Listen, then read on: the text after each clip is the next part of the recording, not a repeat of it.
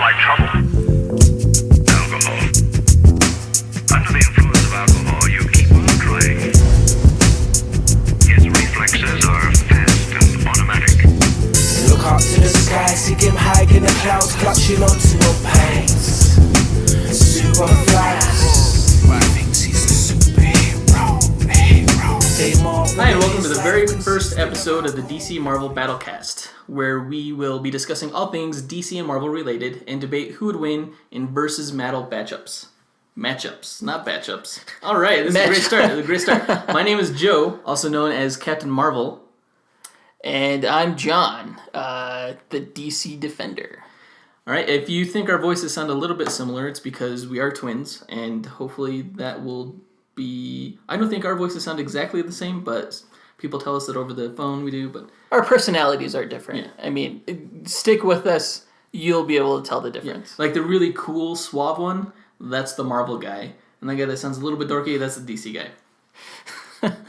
The song at the beginning that you heard was Super Flabs with a Z, with a little parenthetical title at the end that says Marvel vs. DC by Flabs from the Under the Influence album. And we discovered that by just doing an iTunes search on Marvel vs. DC, and that song came up, and it's not bad. Yeah, I don't hate it. It's pretty good.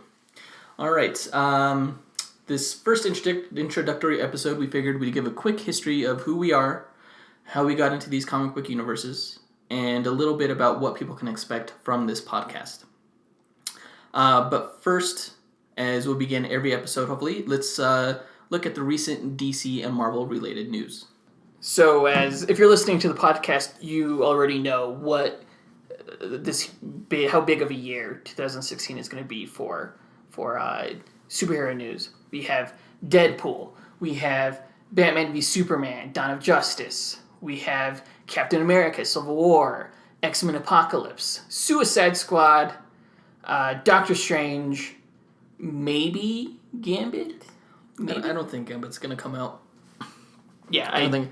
They haven't even started filming, and it's supposed to come out October 7th, I believe. Mm-hmm. And it just seems like way too tight of a turnaround. Yeah, that'll be... I'd be surprised if it came out this year. I would not be surprised if it was pushed. I have a feeling it's going to be pushed back. I do like... I know that Channing Tatum has a lot of detractors, but... I think he'll be good for the role. I think he has a lot of charisma, and he definitely has star power at the moment. I like how he is Southern.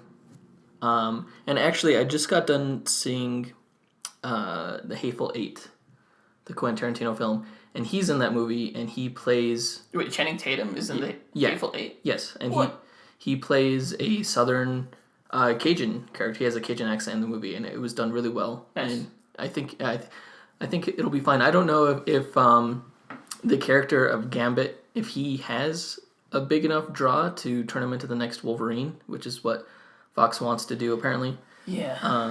But, I mean, we'll see how it goes. I don't think it's going to pay off for them in the way we hope, but we'll see. As news starts coming in, we will probably have a better idea of how good it's going to be.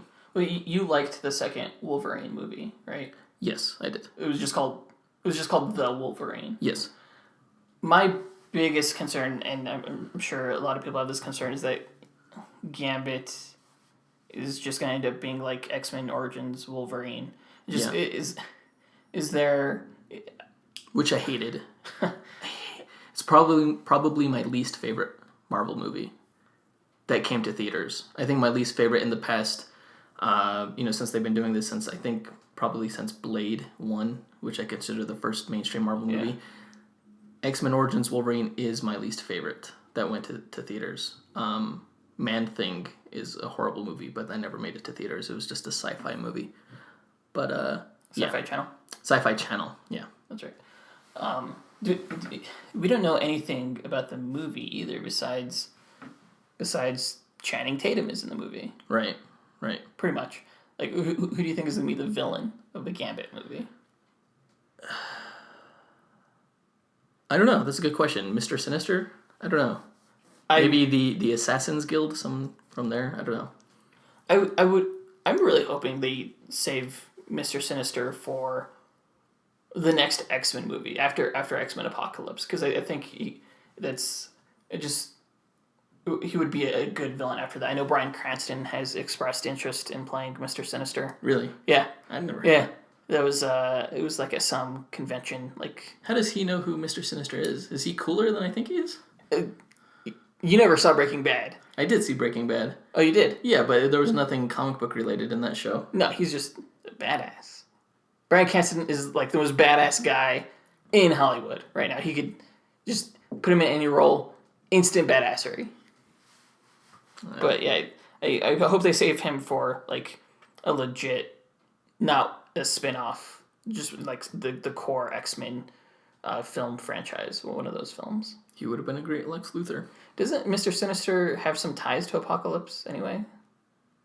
If I remember, he like would work with him occasionally. Yeah, I think that makes sense to it's a natural progression, I feel. Yeah. Plus, like, you could actually do something with Cyclops in an X-Men movie because so much of Mr. Sinister's is based around the Summers bloodline. Right. Yeah. Right, exactly. Yeah. I'm hoping in X-Men Apocalypse we get a lot with the new Scott Summers. That was one of the big things that I hated about X-Men Wolverine was that they did not even understand their characters. They gave Cyclops in that movie, it was a young Cyclops, and they gave him heat vision. Heat vision, like Superman. So dumb. I was so pissed when I saw that. And that's how they ended up killing... It's not heat. It's a force. Yeah. They ended up killing Deadpool that way because, like, the heat superheated Wolverine's adamantium claws and he was able to chop off Deadpool's head, which was... Oh, God. Anyway, don't get me started. I hope Gambit is not like that movie. I hope it's something more unique. So I could see them going a more comedic route. Hopefully they get something closer to... I don't know. I could see it going more along the lines of like an Ant-Man type film kind of. Really? Maybe like a more lighthearted, maybe not quite so serious as the X-Men movies. Huh. I don't know. It's being sold as a heist film, right? Gambit? Oh, I don't know. It's all conjecture at this point. I don't think we even got a synopsis from the studio. Maybe I'm just confusing that with Ant-Man. You might be. But either way, this is all conjecture at this point. That is the film on the 2016 slate that we know the least about. So probably not coming out. Probably not coming out in 2016. You heard it here first. Or last. So yeah, those are the movies that are coming out this year. One of the reasons we decided to do this podcast now is because up to this point, the DC cinematic universe has not really existed. I mean, there were the Dark Knight movies, the Christopher Nolan Batman movies, but they weren't part of the larger universe that DC is trying to create now to piggyback off the success of Marvel. Whatever. So we figured, there's just going to be a bajillion superhero movies coming out in the next even 5 years that are slated to come out, and so it's just going to be this big, huge thing, and where people may not have probably been aware of even the DC universe existing or of being separate from Marvel as a whole, they're definitely going to be aware after this year with as news comes out, of like the rival company studios competing against each other in terms of the superhero genre. I think more people are going to be aware of what DC versus Marvel is this year. I mean, yeah. I remember going into Man of Steel. When I saw that in theaters, I stuck around. Usually when I go see a movie in theaters, I stick around just to see the credits, just because I'm, interested in really... it's a nice moment just to think about the movie you saw, but especially for Man of Steel, because to me that was a borderline masterpiece, and I was what? A masterpiece? Yeah. Man of Steel. Yes. All right. Okay. You must like DC. All right, keep going. It was great. Anyway, there were people who stuck around after the end of the movie, and I remember this little boy behind me. He was saying, "Daddy, why did Superman kill that man?" No. Okay. He was saying, "What do you think is going to be after the credits?" And the dad was like, "I don't know, maybe Hulk." So, I mean, there is some confusion. Yeah. As to there are these two rival comic companies that I mean they're not. They say they're not really rivals, but there's a rivalry for sure among the fans. So. And I think it's a healthy rivalry. Yeah, and I think it's only going to grow as the Marvel Cinematic Universe and the DC Extended Universe are fully developed and fully formed and both releasing multiple films a year. Marvel's releasing how many films this year? Just Marvel Studios? 2? Captain America and Doctor Strange. And they've released 2 films pretty consistently for the past few years. Yes. DC's doing 2 films this year as well. So this is a great time to be a comic fan and to have, if we could get 2 films a year, people are definitely be made aware of it. And, the brands are so different. I think people will definitely have a preference. So with 2 Marvel movies coming out a year, 2 or 3 Marvel movies coming out a year, 2 or 3 DC movies coming out every year, when do you think superhero fatigue is going to kick in? For me, never. for the general movie-going populace, superhero fatigue is going to kick in once superhero movies are bad. I mean, right now people are going to see them because they're good. Because they're good, they're great. And I think with like technology right now and getting some of the people who actually work on the comics involved,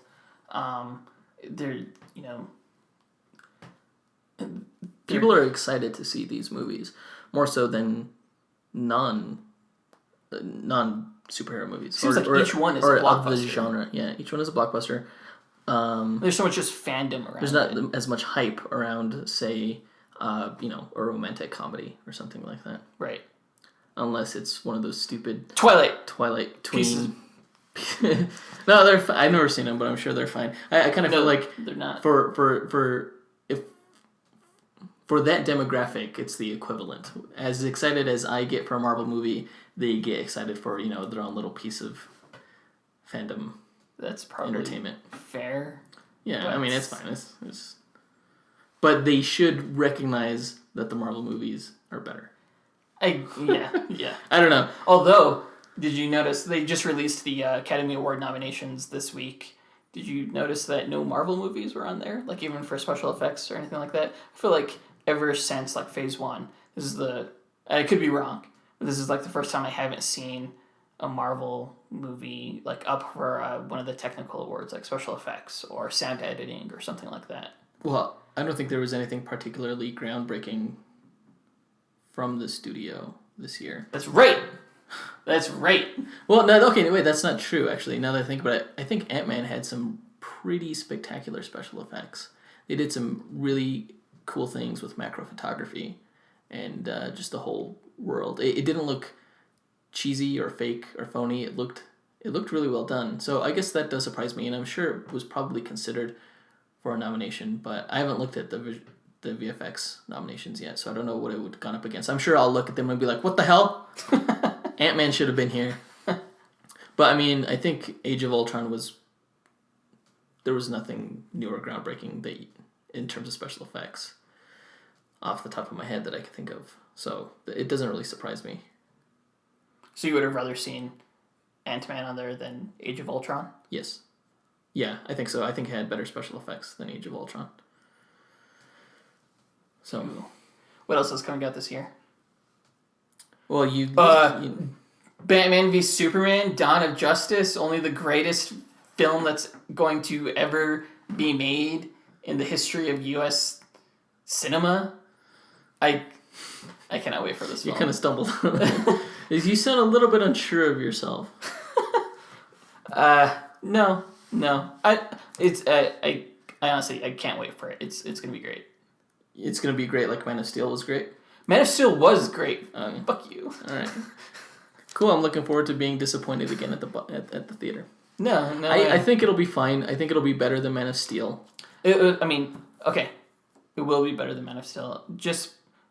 I'm confident it will be. Just because Do you think it'll have the same amount of collateral damage, which was my biggest gripe in the first one? I hope so. Why not? What the hell, man? That's evil. You know how many people? It was like 9/11 times 1,000. Oh gosh. It was like 911,000. Was that from Team America? Yes. Okay, It was so ridiculous. And I don't. here's the thing. There's no excuse. Here is the thing. You watch something like Powerpuff Girls. You see something like the end of at the end of The Incredibles. There is just as much destruction. No. Yes. The difference is they don't humanize it because the streets are clear.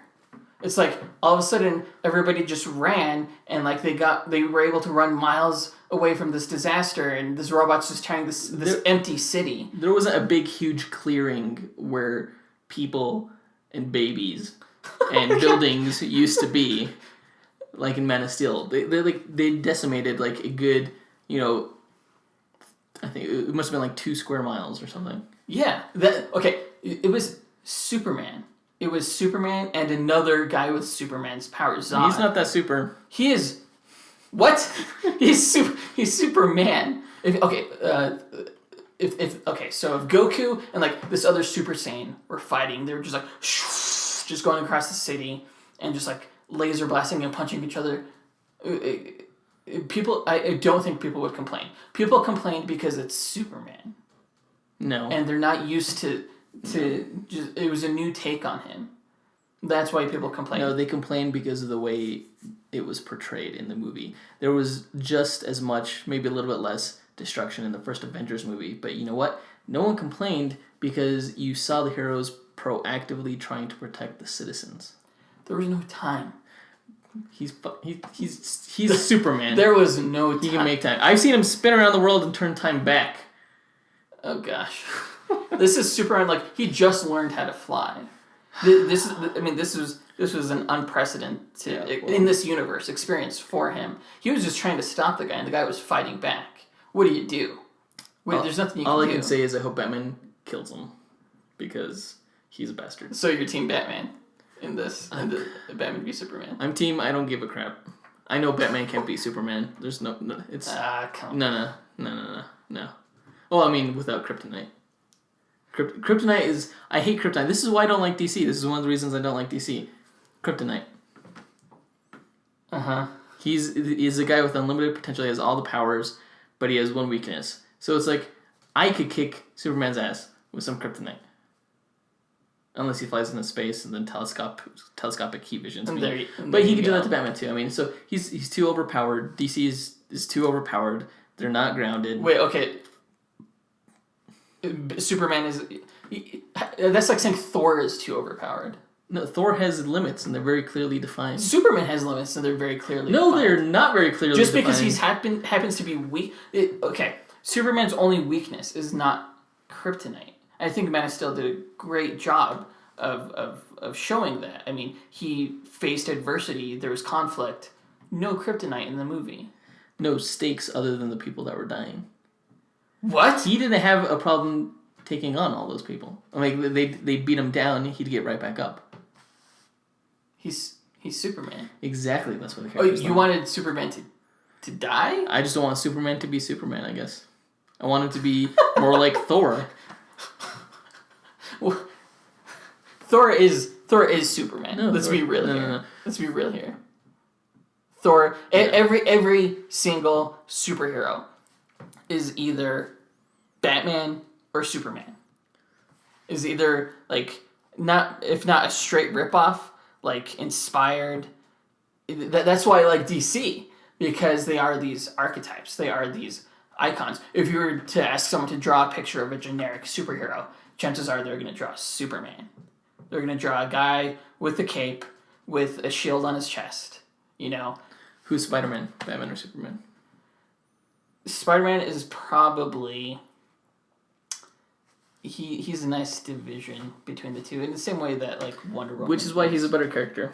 Anyway, we should move on. Oh wait, no, I'm not done talking about Batman v Superman. Okay. Yeah, I can't wait for it. I can't wait for her to groan at Jesse Eisenberg. Oh gosh.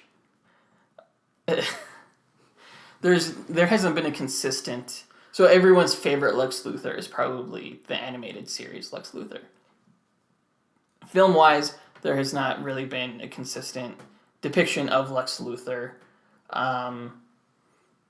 Even though Kevin Spacey was essentially playing like the same, he was playing Gene Hackman's Lex Luthor. Like he was still. I mean, it was Kevin Spacey's Lex Luthor. Well, I know my favorite version of Lex Luthor is definitely the animated series. But I think as long as you have a guy who is a genius, I mean, a genius, and a lot of people didn't like. A lot of people did like. If you look at most of the trailer reactions on YouTube, a lot of people don't have a problem with. No, that is not what I saw. Almost every single reaction video I saw, they had a problem with his portrayal. You're watching the wrong reaction videos. I don't know. The majority of the more popular ones that I saw, no, not a problem. The two biggest They news liked it. were Jesse Eisenberg and the reveal of Doomsday. Those were the biggest news items to drop from the second trailer. Boys! Oh gosh. Oh, do not get in a fight with this man, Flick. That is a okay. 3-syllable word. Blah blah blah blah. Flick. It's good writing though. No, I'm it's really looking forward to Chris Terrio. whatever. Terrio's writing. It's good dialogue. If you say so. It is. It totally is. Okay. It's gonna be huge too. I mean, this movie's gonna make so much money. I anticipate it being the biggest opening in March for sure. So that'll be cool. Yeah, okay. I was going to ask you about how much you think it's going to make, but we can discuss that more as the movie gets closer. Sure. All right, so I think we went over some of the movies. We'll definitely be discussing more of the movies that come out in 2016 as their release date gets closer. But in terms of more recent news, there were several news items that dropped recently regarding the Marvel and DC TV shows. I just learned today, according to TV Line and The Hollywood Reporter, that they're going to be developing, Marvel and Netflix are going to be developing a Punisher series with Jon Bernthal, which I'm excited about. Even though the new Daredevil season has not come out yet, when they announced Jon Bernthal as the Punisher, I thought it was just brilliant. It's perfect casting. It's perfect. As far as I'm concerned. I liked Thomas Jane as the Punisher, did not like the movie. I loved Ray Stevenson as the Punisher, and I don't know if I mean, the movie is really good if you have a few beers in you and you're looking to laugh at like just ridiculous violence. Whenever I read a Punisher comic, I usually find myself laughing. While it's not especially with the Garth Ennis. Yes. But that's my favorite Punisher. That's the one I'm most familiar with, is the Garth Ennis run, like Welcome Back Frank and everything. Garth Ennis is a great comedic writer, and you can see that in like his Preacher series and everything like that. I think this guy who has a very dark, sad story, just being absolutely ruthless against the bad guys, the way he does it, the way Ennis wrote it, was hilarious to me. And I can't remember where I was going with that. Why I was talking about why it was hilarious. But you're just excited for the Punisher. I'm excited. Oh, okay. I remember where I was going. I laugh at Warzone, the Punisher Warzone movie, a lot. I think. Wow, that's pretty fucked up of you. Why? No, it's hilarious. Have you seen the movie? Babies die. Babies don't die.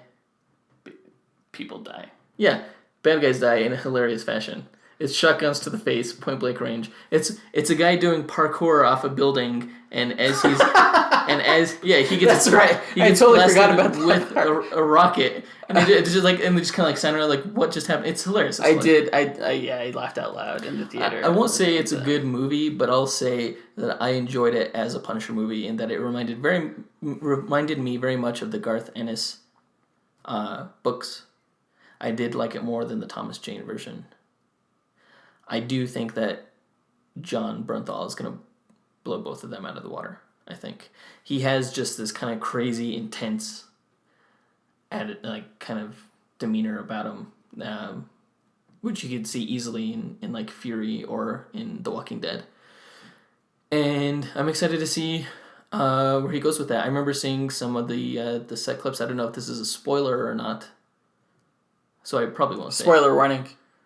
Spoiler warning. It implies an interaction between Daredevil and the Punisher that was in the Welcome Back Okay, Frank. yeah, I know what you're talking about. Yeah, and that's my favorite interaction between those two characters. Those few pages, and it's going to be in the show.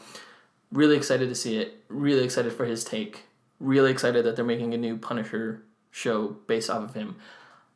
I am wondering where it's going to show up in the timeline. As far as the other shows and the Defenders, I don't know if he'll get a show after the Defenders show. Do you think he'll be a part of the Defenders? I think he will. Interesting. Which is awesome. The Defenders is just becoming the Marvel Knights. Essentially. Especially if they make it like a Moon Knight show. Moon Knight.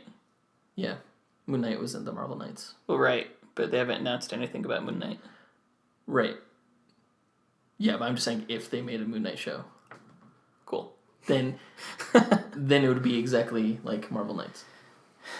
Well, without Black Widow. Yeah. Well, that'd be cool too. Yeah, if she appeared there. What would you rather see, a Marvel Knights show or a Defenders show? Because I'm looking forward to Iron Fist. When I think of Defenders, I don't think of these characters. I think of, Doctor Strange and Hulk and Silver Surfer and Namor. Submariner.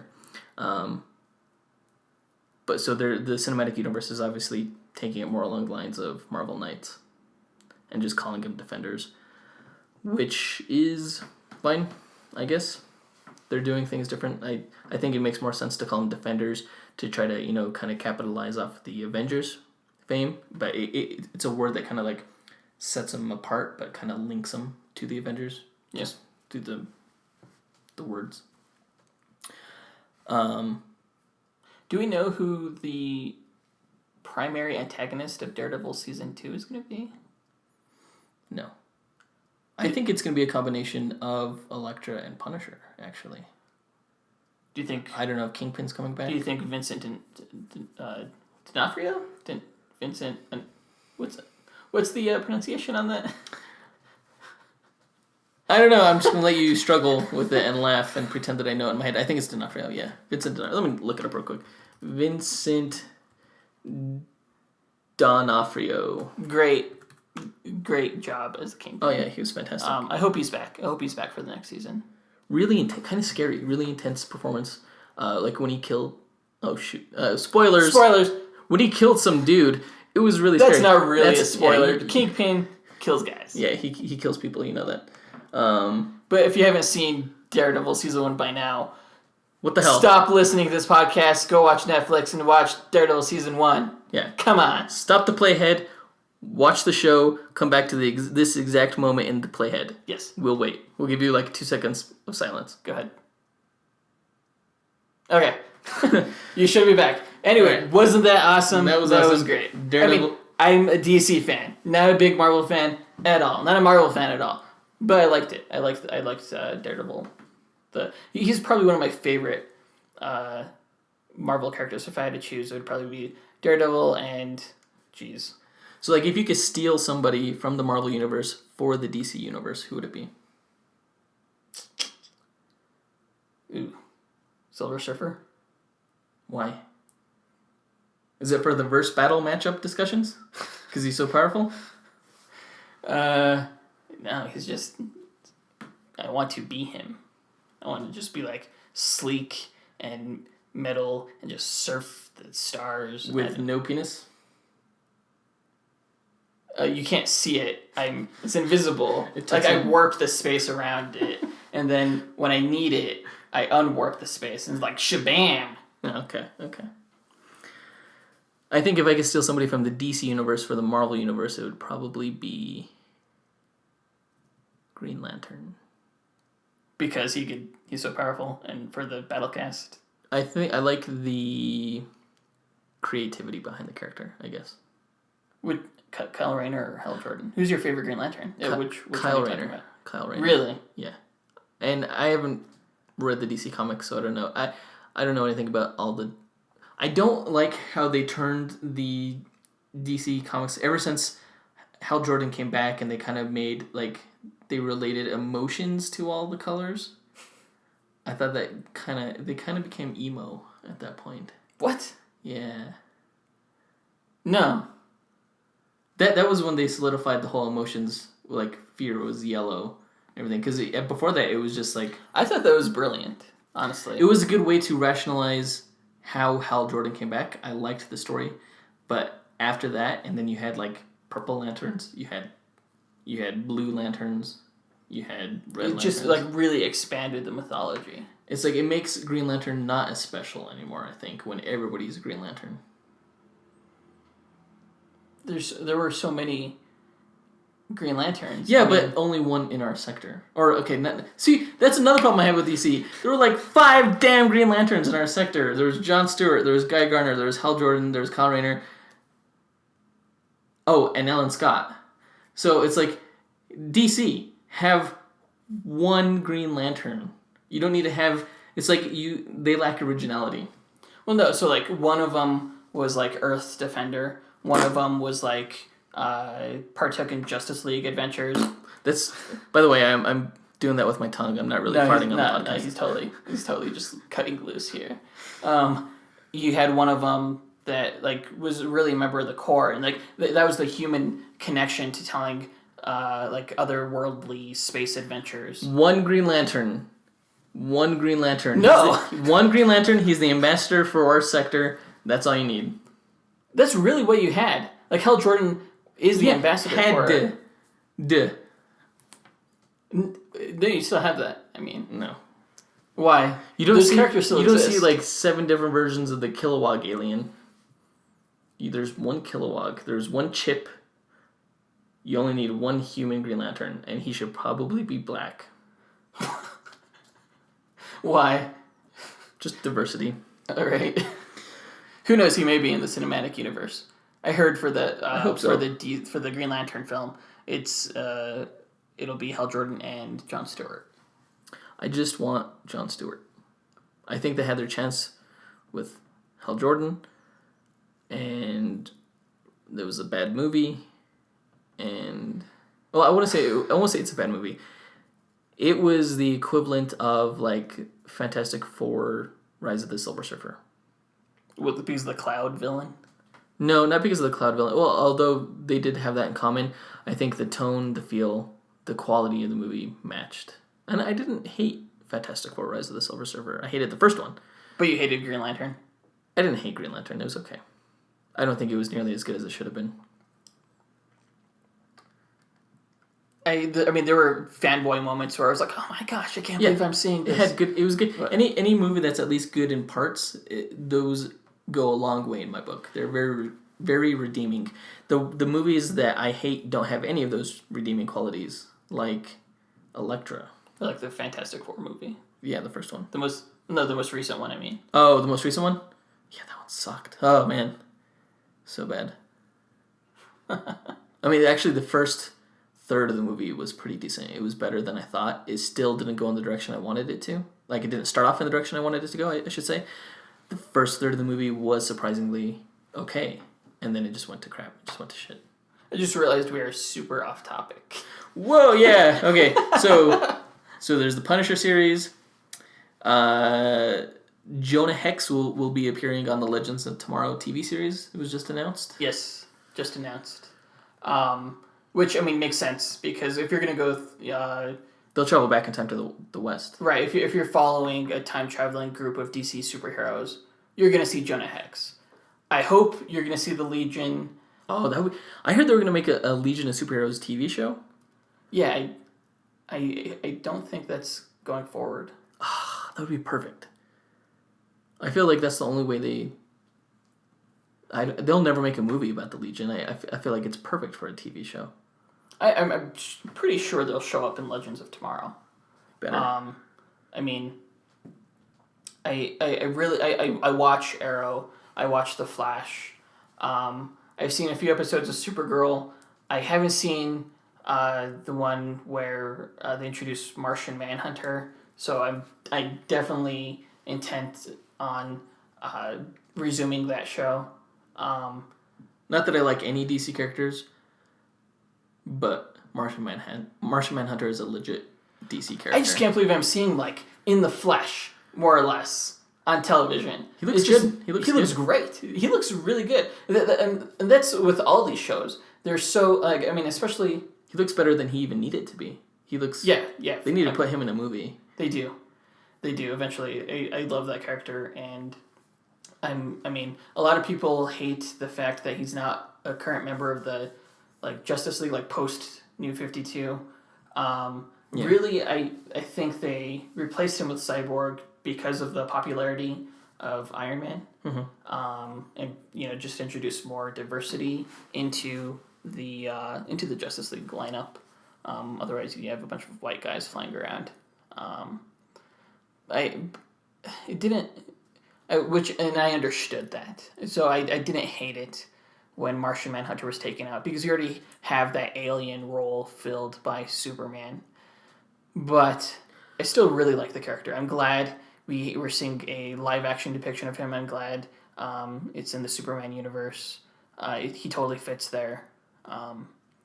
So yeah, I need to get back on that show. Martian Manhunter is a good character, but I do think they need to differentiate him from Superman more.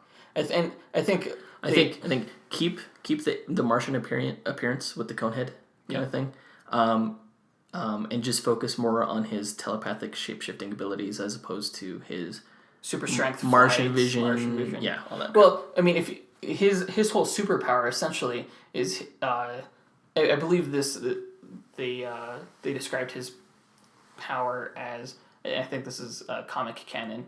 His superpower is essentially his ability to restructure his own DNA so that he can have essentially any ability that he wants.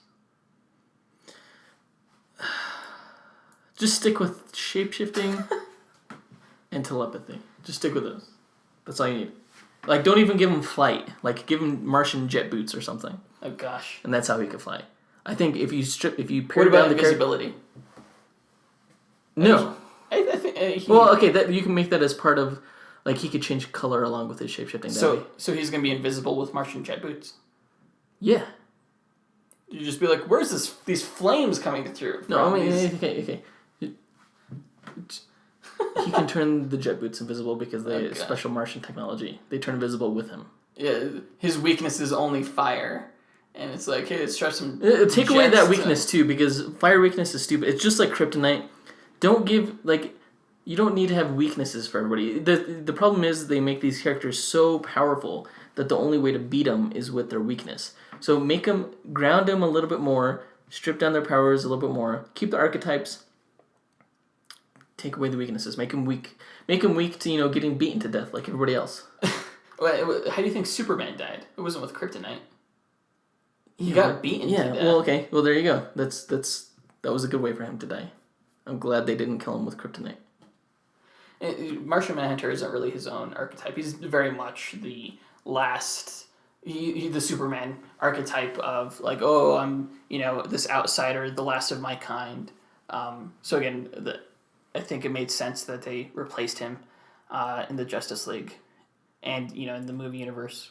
I imagine Cyborg will be a part of the Justice League. It's not going to be Martian Manhunter, which I'm fine with.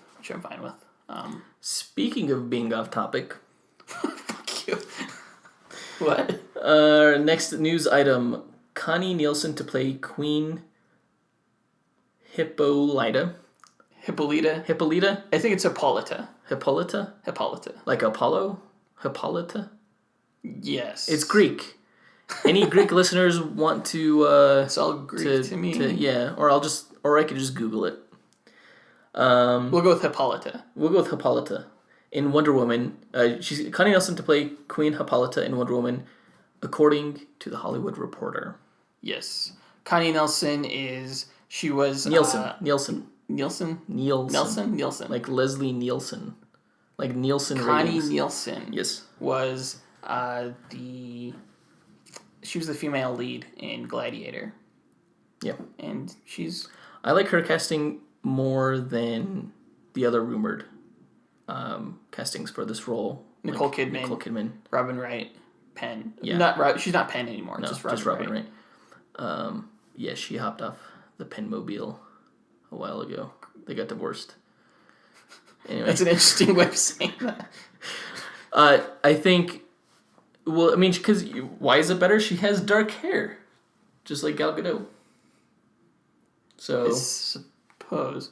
I mean, if you look at the animated Wonder Woman film, which was great, I hope they're not going to stick that. Like, they're not going to remake that for the live action Wonder Woman film. We already know it's set during World War I, or at least part of it is. But I thought that was a great depiction of Wonder Woman. And in that film, Hippolyta was blonde. She did not... I think in the comics she's blonde too. It varies. So in some versions, like pre-New 52, like she was Wonder Woman herself. This is for why a I time. hate DC. Oh my gosh! Okay, never mind. That was a joke. I have no room to stand. Stupid Marvel. I already know what you're gonna say.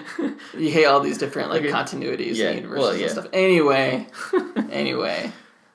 she was Wonder Woman for a time. Yeah. And then wasn't her skin like white? No, I'm thinking DC 1 million. Never mind. what? Forget I said anything.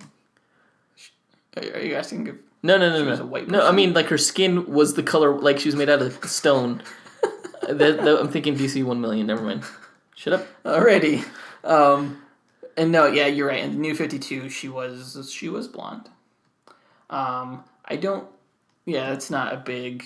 Her hair color in the movie is. I saw some fans online like, oh, she looks nothing like Gal Gadot, and I'm like, you look like. I think Connie Nielsen looks more like Gal Gadot than Nicole Kidman or Robin Wright. I would have been happy. It's not. Like, I'm not just dying to know, oh, who's going to play Hippolyta. I think as long as it's a good actress, that's fine. And Connie Nielsen, I think she's a great actress. I think she'll do great in this role. And she's smoking hot, so that's a plus. She's a MILF. Gilf, I think. What? Gladiator came out in 2000. Whoa, okay. What is a GILF? A grandma? I like. Oh my gosh! No! Moving on. Hey, it was a joke. But no, she was late 40s. She was mid 40s. Grandmother. Late 40s in Gladiator, which was in the year 2000. She looks exactly the same, I think. She's got to be over 60 now. Maybe. Which is fine. I mean, whatever. It's fine. She's ageless, but I mean, who knows when they went to Themyscira, and I think I'm pronouncing that one right. Themyscira. I know a long time ago I pronounced it Themyscira, like mascara. I don't know. Themyscira. Which is, of course, Paradise Island, where the Amazons live. The island of the Amazons, the ageless island of the Amazons. All right. Next item: ABC to air a 1-hour special event about Captain America for his 75th anniversary that will promote the second season of Agent Carter. The very same day, CW is airing a special event called The Dawn of the Justice League, which is hosted by Kevin Smith and Jeff Johns. That will promote the Batman vs Superman movie and Suicide Squad. It's the whole the DC extended. Not the DC Cinematic Universe as a whole. Well, they don't call it the Cinematic Universe. They call it the Extended Universe. What? Yeah. I think they didn't want the DCCU, so it's DCEU. No, that's cool. That's like a good marketing. It's like DCCU. DCCU. It's pretty cool. So like MCU? Like DCEU. You could do the same thing with MCU. MCU. Yeah, but Marvel is not called M. DC is called DC. But people call the Marvel Cinematic Universe the MCU all the time. Yeah, but it doesn't have the same ring to it as the DCCU. If you say that enough, you're going to forget the second C. You're going to be like, DCU. No, but DCCU. Anyway. So which one of these 1 hour specials are you gonna watch? The better one, which is going to be the DC one. It's going to have more information. I mean, it's something more to look forward to. I mean, we've had all these Marvel universe films, Marvel Cinematic Universe films, and the DC one is, we haven't gotten a lot of information about Suicide Squad. I mean, we have a lot of photos. We have the first trailer. We're going to get a new Suicide Squad trailer, which I'm just dying to see that movie. That first trailer was so good. So good. Really interested in seeing Jared Leto's Joker, Margot Robbie as Harley Quinn, Will Smith is a badass. It's just going to be great. I can't wait for that film. We're getting our first look at Wonder Woman, which is like the big, it's finally a big female superhero film. And we're getting our first look at it. Catwoman? Shut up. That was DC. Shut up. We don't talk about that movie, right? We don't. Okay. Shut your mouth. It's there's going to be more news to come out of the DC 1 hour special than the Marvel one. I mean, the Marvel the first trailer for Civil War was really good, but I don't know if I'm not interested in learning anything else more at this point. That's true. I even if they didn't come out with another trailer for Civil War, I think I've seen as much as I want to see of that film in terms of marketing. I just want to see that film. I don't want to be spoiled on anything because I think there's a lot of surprises to be had in that movie. Yeah. I don't think that the movie is not just promoting Civil War. It's kind of celebrating Captain America as a whole. In his 75 years in existence. What do you think the biggest news is going to come? What do you think the biggest news will be to come out of this special? I think its primary purpose is to promote Agent Carter first and foremost, and then Civil War. I don't think there's going to be any huge news unless there's some kind of big, major villain in the new Agent Carter season. Do you think they're going to show Spider-Man? No. Then I don't care. Well, you hate America then. Honestly, why? Because it's the 75th year anniversary and they're paying homage, or they're paying tribute. Lame. No one even likes Captain America. Who cares about Captain America? He's like the most boring character ever. I disagree. Most boring character ever. That's not what your mom said when I talked to Mom the other day about her opinions on Captain America. My mom is your mom. I guarantee you more people are excited for... Okay. No, you don't get... More people are... We will take a poll of everyone on this planet. Yes, let's do it right now. People know Batman and Superman more than Captain America. Not nowadays. Kids love them some Avengers. People know Batman and Superman more than Captain America and Iron Man. If you were to go up to any 70-year-old lady on the street and be like, give me the names of these characters, she knows Superman and Batman. She'll know Iron Man and Captain America too. She may not. She will. She may not. She will, trust me. I talked with her. All right. Sheer gilf. Ew. All right. So we have those TV specials that we will talk about next time, depending on how much. Yeah, a ton of news will be coming out. Maybe. Well, definitely on the DC side. Who knows about Marvel? Yeah. And who cares, really? Okay, so that was it for news. That actually took longer than I thought it would. So usually at this point we would go into a review of some form of media, whether it's a comic or a video game or a book or a movie. Or a movie. Yeah. And other episodes, we'll start going into... The Battlecast. Yeah, the Battlecast. Who will win in a fight between blah and blah. But for this first episode, we thought we would go into our history about how we came to enjoy comics and movies and, basically our relationship with Marvel and DC. Yes. And if you don't remember, John likes DC. DC Defender. And me, Joe, I like Marvel. So John, or DC Defender, how Yes. did you get into liking DC Comics? Okay. Well, Actually, okay. I actually know. Well, I know the answer to this question because I'm your twin brother. But if I remember correctly, it stemmed from an appreciation of Marvel comics. So maybe I should go first and explain Marvel. sure. I Because, remember. yeah, we were both Marvel fans. Yeah, we were both Marvel fans back when we were wee lads. Our mom worked at the library, right? Yep. And at the library, she found a book by Les Daniels that was called Marvel 5 Fabulous Decades of the World's Greatest Comics. Yeah. And some of you listeners may be familiar with that book. It's fairly old. It came out in the early 90s. But basically, it was like a thick encyclopedia book that had the history of Marvel up to that point in the early 90s. It had profiles of A lot of the characters. a lot of the characters of the major characters, and that's when I first learned who Daredevil was, and who Silver Surfer. Silver Surfer, the Submariner, and people like that. And they even had like 5 comics or 4 comics in the back. Excerpts. Oh, there were full There comics. were full comics. There was That's a right. Wolverine comic back there. That's right. There was the Submariner, a Golden Age comic. It was Frank Miller. Yeah, Wolverine comic. Frank Miller. They also had. They had a Spider-Man one where he fought the Vulture for the first The time. Vulture and the Fantastic Four issue where it was the Thing.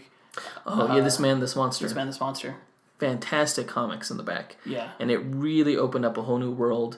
I felt like I really knew a lot of these characters. The profiles that they gave for each of them were really in depth. They were really good. It was a great starting off point as an introduction to this whole universe. So from there, and I watched the X-Men cartoons and the Spider-Man cartoons growing up. I don't know if you can hear my dog's tag, but he's walking around. So we watched the cartoons. I didn't really start books.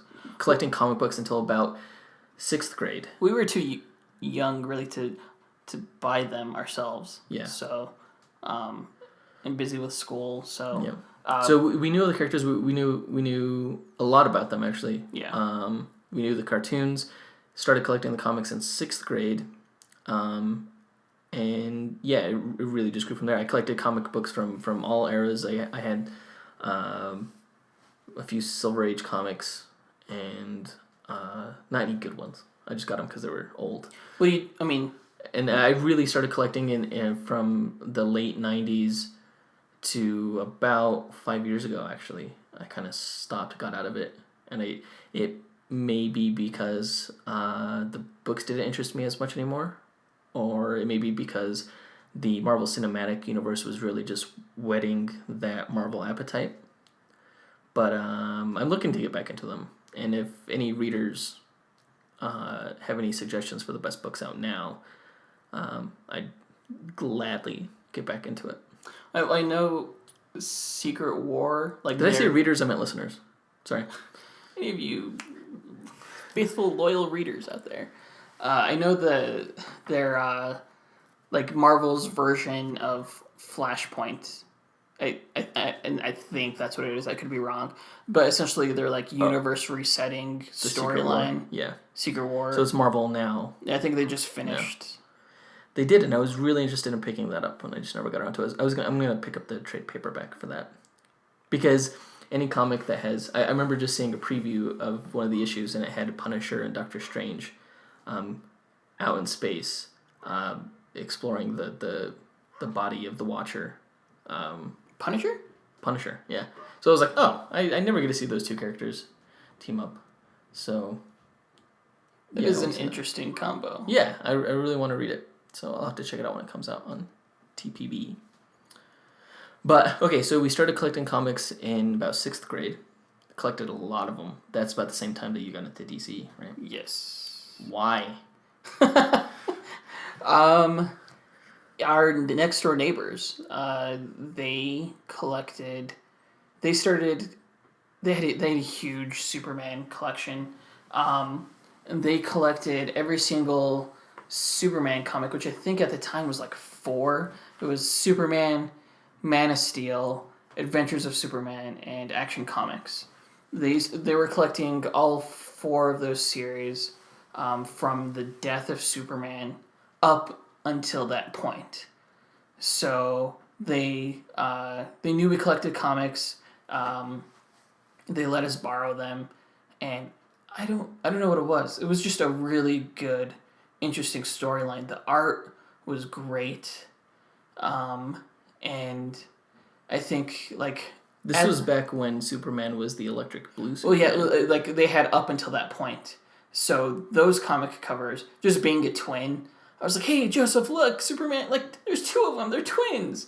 Let's check this out. The red and blue electric Superman. Yeah, and that, I mean, I'm kind of ashamed to admit that that's what got me interested in Superman, was the electric blue and red era. But it did. He just looked. I liked the look of him. He looked really cool, and I thought you would be on board too. I thought you would be like, oh, that's cool, twins. They're twins. We're twins. No, I was smart even back then. I knew electric blue Superman was stupid. But those comics really introduced me to the universe. Justice League, and like I was looking at characters like Steel and Martian Manhunter for the first time, and I wasn't sure who they were. And I was like, well, this seems like a really, really big universe. Because back then, like, comics were comics. There wasn't like really Marvel. There wasn't DC. And I was just... For us. Yeah. I mean, and not intentionally. I mean, we just happened... That was the media we consumed. I mean, I did watch... I watched the Batman TV show, which was cool, and the Superman the TV animated show, series? the animated series. Oh yeah. Yeah, I'm not talking about the '60s version, the animated series, and those were cool. But it wasn't. They weren't responsible for getting me onto DC's side. And once I realized that. Once I learned of the Justice League, I think that was really the big, just this notion of taking like the most popular characters from that universe and they form a team to like fight like just these huge epic, like every single issue, every single storyline was just so epic, so much bigger than Marvel. Yeah, it was a very different team structure than any of the Marvel teams, because Marvel never had a team that was comprised of their most popular characters. Right. Like there was no, like I consider like Spider-Man, Wolverine, Captain America, Hulk, Iron Man, Thor. Well, a lot of them are in the Avengers, or they have been in the Avengers roster now, but they never comprised the team at the same core time. team. Yeah. So, which I would love to see actually, but so yeah, I remember did that. I mean, it was Iron Man, Spider-Man, Wolverine, Oh Spider-Woman. yeah. After the new Avengers, Yeah. they had Luke Cage in there and everything. They kind of that felt very Justice League-y to me. Sentry was in there. That's right. But yeah, it was pretty novel. I remember you telling me about how all the major characters of that universe would come together in a monthly story kind of. It was just so much bigger. So much bigger than, because like all of Marvel's comics took place in New York, and it was just I had never been to New York. I mean, I liked the characters, but the Justice League, DC Comics, this was like stories that spanned universes, and I think I fell in love with just like the archetypes. I mentioned earlier how like a lot of people refer to DC's pantheon as like icons. I mean that makes sense for me. Again, going back to like if you were to draw a superhero, just draw a generic superhero, someone would draw Superman, right? I mean, so in that sense, they are that icon. They are representative of what a superhero is. But they're also like these just archetypes, and I think that's why it's so easy to adapt them. Like Superman, that the 60s TV show, people loved that. Or not, Batman. 60s? The Batman 60s TV show. people that grew up with that Batman and they loved him. And then you could also take, he's such an iconic character, or he's such an archetype that he could adapt. You could have the 60s Batman, you could have the Tim Burton Batman, you could have the Christopher Nolan Batman, you could have the comics Batman, which the Ben Affleck Batman, the Zack Snyder version looks most reminiscent of. Is I think it's the closest version of Batman we're going to see on screen. That's from the comics, yeah. And it's there. I don't think you could do the same thing with Spider-Man. I don't think you could do the same thing with Wolverine. I disagree. I think they're adaptable. DC characters are very certainly iconic and archetypical. Whatever that word is. Archetypical? You know what I'm saying. But I think, no, Marvel characters may not be that iconic, but they are more complex and therefore interesting. Really, for me, what it comes down to is, and since I've been a fan of both Marvel and now of DC, saw the light, changed my ways, what it comes down to is, do you want your superheroes to be relatable, or do you want them to be aspirational, inspirational? I want my heroes to be Captain America is legends. Inspirational. No one cares about Captain America. He's the most boring character in the world. No. So many people will disagree with you. Compare Captain America to someone like Batman. The appeal of Batman is just infinite to Captain America. No. Yes. Nope. Yes. I disagree. The internet, the world, likes Batman more than Captain America. I disagree. I know an old lady that you can talk to about that. I bet you do. DC was, and then once I learned about characters like Green Lantern, I'd always known about the Flash. From the '90s TV show, right? I saw like one episode of that. That's where I was introduced to him. Really? Yeah. I remember. I feel like I saw him like on a, I don't know. I remember his TV show because it came out a few years after the Batman movie, and it had the Flash TV show had like the Danny Elfman theme. Flash. No, that's Flash Gordon. That's Flash Gordon, dude. Yeah, I don't know. I don't know what the theme song. It sounds very Danny Elfman-y. It's pretty good. Did Danny Elfman do it? Yes. Yeah. I just said that. I've heard it before. I don't listen to you. I don't know what you're talking about. Okay. So, yeah. So that's pretty much your whole history. We could let you ramble on, but I don't think a lot of people care about DC in general. DC, no. People who like DC understand why it's better, and they know that Marvel fanboys are just Marvel fanboys because they're angsty. Like they can relate to the angst of the Marvel universe. We're bad. And they're like, it's like you start off with DC because like they're at least this perception of like more family friendliness. They're easier to digest. Yeah. And then you get into your teens and you're like, oh cool, Spider-Man has the same problems as me, and Wolverine has the same problems as me. Maybe I hope not. He has the problems I want to have. I don't know. But then I think you grow up and you're like, you leave that behind. You're like, okay, really, the attraction. There's a reason I was attracted to these more as a child, and it's because you regressed and became a man child, right? Aren't we all? No, kind of. So, all right. Well, I think that's a pretty good summation. That we will be having probably the same version of this debate in many more episodes to come. There are a lot of people who will say, well, who cares? Why do you have to like one better than the other? Why can't you just like both? To which we say, shut up. Sibling rivalry. I think a little bit of rivalry is fun. I think that's why a lot of people will do it online, and they'll kind of start these kind of like Jets versus Sharks kind of gangs kind of thing, because I think it's just fun. And while it does annoy a lot of people, it gets out of hand sometimes. It does get out of hand sometimes. I think it annoys a lot of people, but I think most people, they don't take it nearly as seriously as others, and so it's just a bit of fun to kind of compare. No one takes it because no one takes it more seriously than me. They're very much opposite sides of the same coin. That being said, Marvel all the way. It will always be better. No. All right. So I think that if we just want to go in real quick, because we've been recording a while now, we just want to talk real quick about what we want to do with this podcast, what we hope people can expect from it. Our main focus is primarily going to be Marvel and DC news. And really live action news. I mean, I do collect some of the. Actually, I'm doing buying digitally now.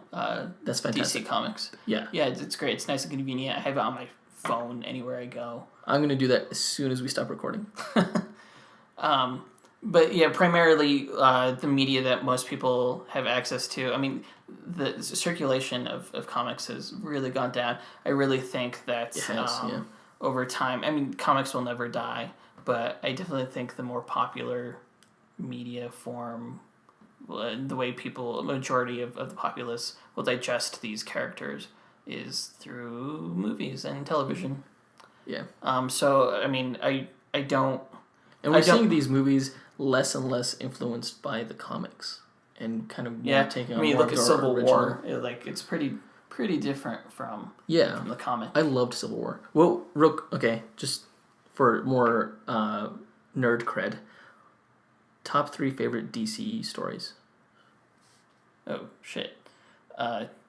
It's like choosing between my favorite children. Just gun your head. Okay. One of them is in Elseworlds. Okay. It's Kingdom Come. Obviously, yeah. Let's see. Another one, I guess, has to be just because it's what brought me into the DC universe is the death of Superman, and really what followed after that, reign of the Superman and stuff like that. And then a third one. Oof. Yeesh. I'm trying to think of something New 52. Because I really did like the New 52 and what's come since then. But I'm going to say, surprisingly, there's this, do you remember the Injustice Gods Among Us video game? Mm-hmm. So there was a tie-in comic that, and I think it's still going on. Another Elseworlds? Yeah. Okay.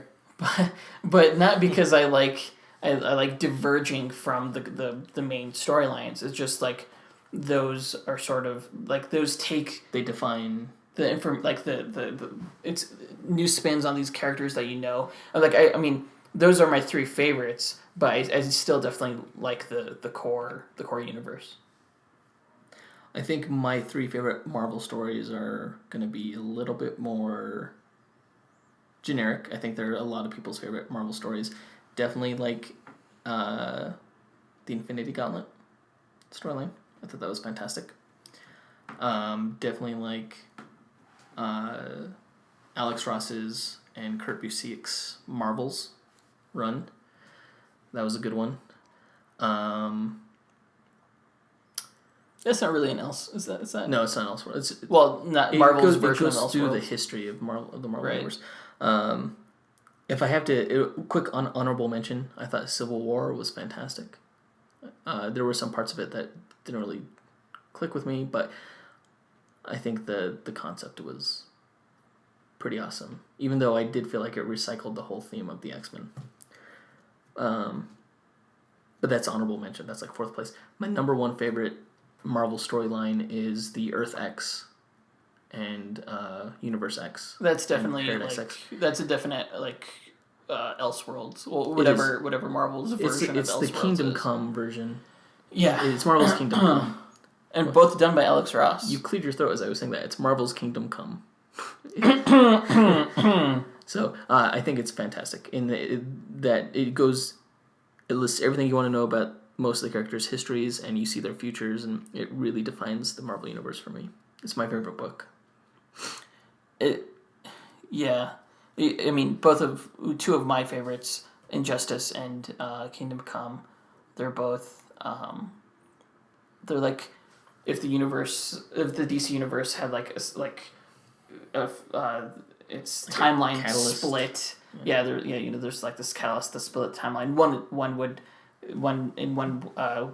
path. One time stream, I think the universe would go Kingdom Come, and the other would be Injustice, and I think that's why I like them. Just Lois Lane is dead in both of those, right? yes. Spoiler. No. Oh, shoot. Spoiler. Okay. Anyway, that was an aside. I thought it was an interesting question. Okay. So what you can expect from this podcast? Real quick, news, reviews, battle matchups. And that'll be where we take a character versus character. We'll, give character profiles, talk about what their powers are, and then talk about a scenario in which they fight and see which one comes out on top. Of course, we'll probably disagree on most of these, but we'll figure it out as best as we can. There will be a clear, definite answer on some of these matchups. On some of them, and it'll be fun to talk about. So yeah, that's what you can expect for this podcast. what's the first battle cast? The first battlecast will be probably Batman and Moon Knight, because Moon Knight is essentially Batman with a white costume. So Very true. but only in superficially. I think Moon Knight is one of my favorite characters. There's a lot going on there, and we'll see how that plays out. If you want to send us your ideas for a battle cast, pitting one character against another, you can contact us at dcmarvelbattlecast@gmail.com or at Twitter at dcmarvelbattlecast. And I think that will do it for this week. Thanks for tuning in. Yep. And yeah, keep on. I want to say. I don't want to say Excelsior. We need to come up with a good sign off. Yeah, we'll come up with a sign off. Up and away. Up and away. True believers. Bye. Up and away. Yeah, that's great.